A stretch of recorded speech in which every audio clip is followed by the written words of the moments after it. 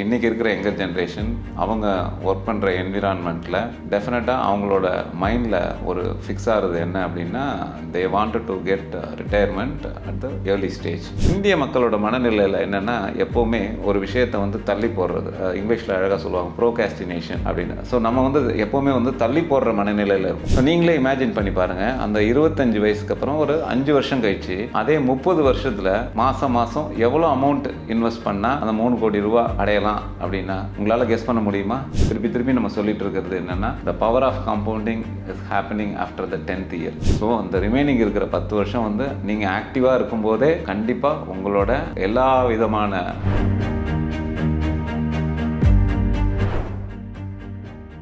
Wealth cafe நேயர்களுக்கு அன்பு வணக்கம். நான் உங்கள் ராம்குமார், மியூச்சுவல் ஃபண்ட் டிஸ்ட்ரிபியூட்டர். இன்றைக்கி நம்ம பார்க்க போகிற டாபிக் என்னென்னா ஃபினான்ஷியல் இண்டிபெண்டன்ஸ், ரிட்டையர் ஏர்லி. நமக்கு தெரிஞ்ச வரைக்கும் நார்மலாக இந்தியாவில் ஒரு ஒரு ஒரு குடிமகன் வந்து வேலைக்கு சேர்றாங்க அப்படின்னா அவங்க வந்து ரிட்டையர் ஆகிற வயசு அப்படின்னு கவர்மெண்ட் ஃபிக்ஸ் பண்ணியிருக்கிறது.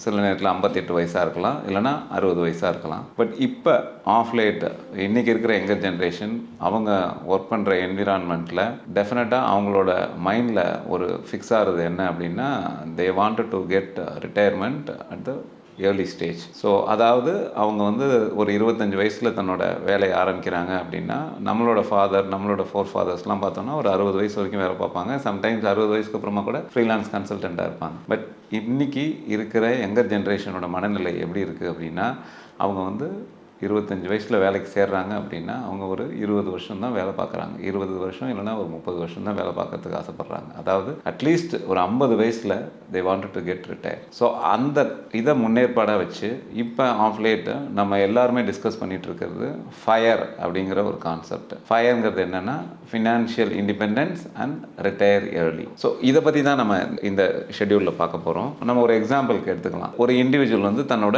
25 வயசில் தன்னோட கேரியரை ஆரம்பிக்கிறார்.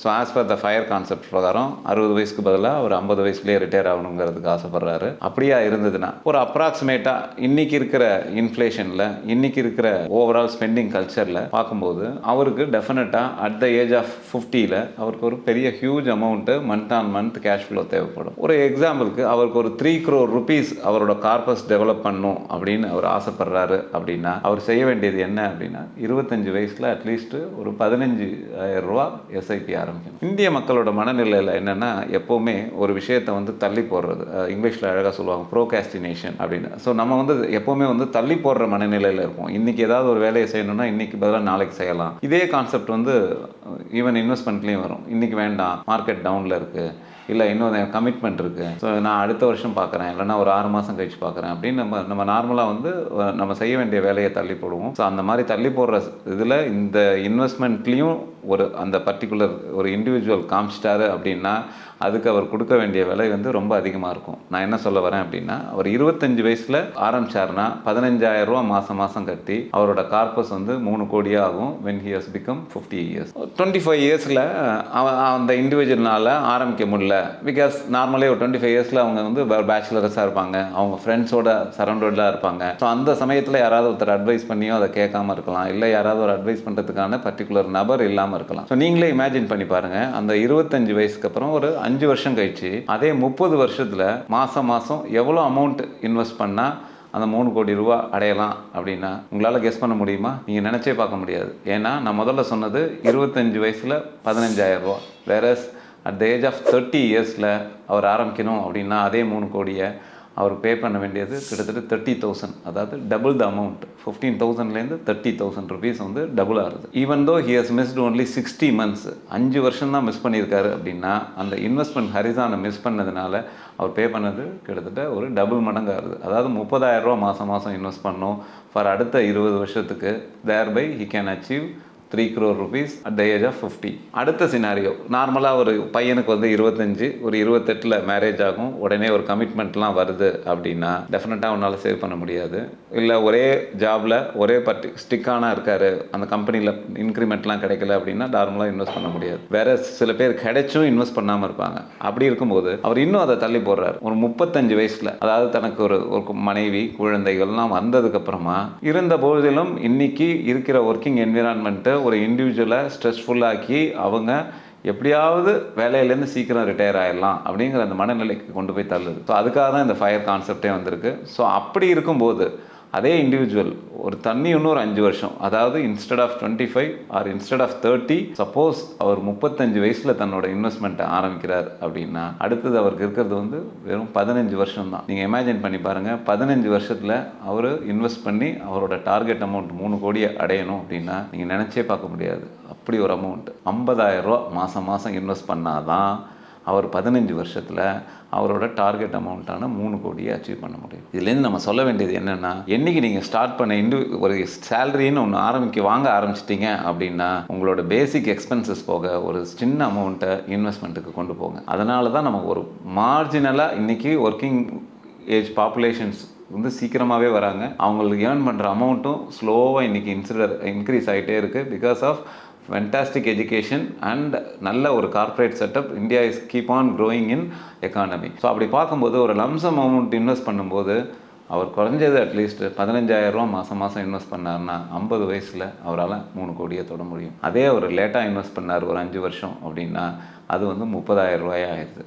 இன்னொரு 5 வருஷம் தள்ளி போட்டாங்கன்னா கிட்டத்தட்ட 50,000 rupees. ஸோ இதுலேருந்து என்ன நம்ம சம்மப் பண்ணுறோம் அப்படின்னா, when you want to get early retirement, அதாவது ஃபினான்ஷியல் இண்டிபெண்டன்ஸ், ரிட்டையர் இயர்லி, அந்த 50 வயசுக்குள்ளே தன்னோட வாழ்க்கையில் அதிகமான உச்சகட்ட சேமிப்பை ஒருத்தர் செஞ்சே ஆகணும் அப்படின்னு மனசில் நினச்சிட்டாரு அப்படின்னா டெஃபினட்டாக அவர் செய்ய வேண்டியது என்னென்னா, has to start investing at the early stage and patiently wait பண்ணணும், டிசிப்ளின்டாக இருக்கணும். Financial discipline it's mandatory.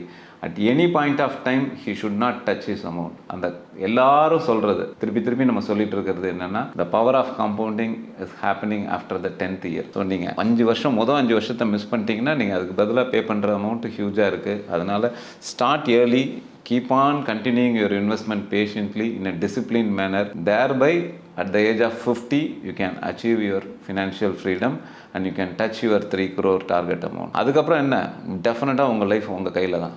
அந்த 50லேருந்து 60ங்கிறது நீங்கள் ஆக்டிவாக இருக்கிற வேண்டிய வருஷம்.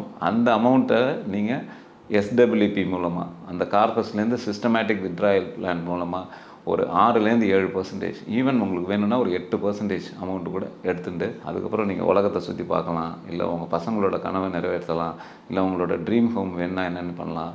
ஸோ அந்த ரிமைனிங் இருக்கிற 10 வருஷம் வந்து நீங்கள் ஆக்டிவாக இருக்கும்போதே கண்டிப்பாக உங்களோட எல்லா விதமான ஆசைகளையும் நீங்கள் 60 வயசுக்குள்ளே நிறைவேற்றிக்கலாம். இதை பார்க்குறவங்க வந்து டிஃப்ரெண்ட் ஏஜ் குரூப் பாப்புலேஷன்ஸ்லாம் இருப்பீங்க. ஸோ நீங்கள் சப்போஸ் ஒரு 25 வயசில் மிஸ் பண்ணிட்டீங்க, ஒரு 30 வயசில் மிஸ் பண்ணிட்டீங்க, 35 வயசில், நான் சொல்கிற அமௌண்ட்டும் உங்களுக்கு 15,000, 30,000, 50,000 இட்ஸ் டூ மச் அமௌண்ட் அப்படிங்கிற மாதிரி இருந்ததுன்னா 3 crore இஸ் த டார்கெட். நான் சொன்ன ஒரு எக்ஸாம்பிள் டார்கெட். அதே டார்கெட் உங்களுக்கு 1 crore வேணும்னா நீங்கள் ப்ரொபோர்ஷனேட்டாக இந்த அமௌண்ட்டை கம்மி பண்ணிக்கணும். Obviously instead of 15,000 rupees you have to pay only 5,000 rupees. So 25 வயசில் 5,000 ரூபா ஆரம்பிங்க, 50வது வருஷத்தில் உங்களுக்கு 1 கோடி ரூபா கிடைக்கும். அதே தான் திருப்பி சொல்கிறது, 30 வயசில் நீங்கள் 30,000 ரூபாய்க்கு பதிலாக யூ இன்வெஸ்ட் 10,000 rupees, உங்களுக்கு திருப்பி 1 crore கிடைக்கும். அடுத்தது வந்து 35 வயசில் 50,000 ரூபா இன்வெஸ்ட் பண்ணுறதுக்கு பதிலாக யூ இன்வெஸ்ட் 15,000 rupees, உங்களோட 1 crore அமௌண்ட்டை டச் பண்ணலாம். ஸோ ஈவன் தோ நீங்கள் கம்மியான அமௌண்ட் ஏர்ன் பண்ணாலும், உங்களோட ஏஜ் வந்து 35 அதுக்கு மேலே இருந்தாலும், start investing now it self. thereby you can achieve your stretchable goal. let it be 1 crore இருக்கலாம், 2 crore இருக்கலாம், 3 crore இருக்கலாம், depending upon the individual. இது வேரி ஆகும். ஹோப் இந்த செஷன் உங்களுக்கு யூஸ்ஃபுல்லாக இருந்திருக்கும்னு நினைக்கிறோம். ஸோ உங்களுக்கு இது சம்மந்தமாக ஏதாவது கேள்விகள் இருந்ததுன்னா தாராளமாக கமெண்ட் செஷனில் போஸ்ட் பண்ணுங்கள். அதுக்கு டெஃபினட்டாக அதுக்கான ஆன்சரை உங்களுக்கு தெளிவுபடுத்துகிறோம். நன்றி. இந்த வீடியோ உங்களுக்கு பிடிச்சிருந்தா லைக் பண்ணுங்கள், ஷேர் பண்ணுங்கள், கமெண்ட் பண்ணுங்கள். மறக்காமல் வெல்த் கஃபே தமிழ் சேனலை சப்ஸ்கிரைப் பண்ணிவிட்டு பெல் பட்டனை கிளிக் பண்ணுங்கள்.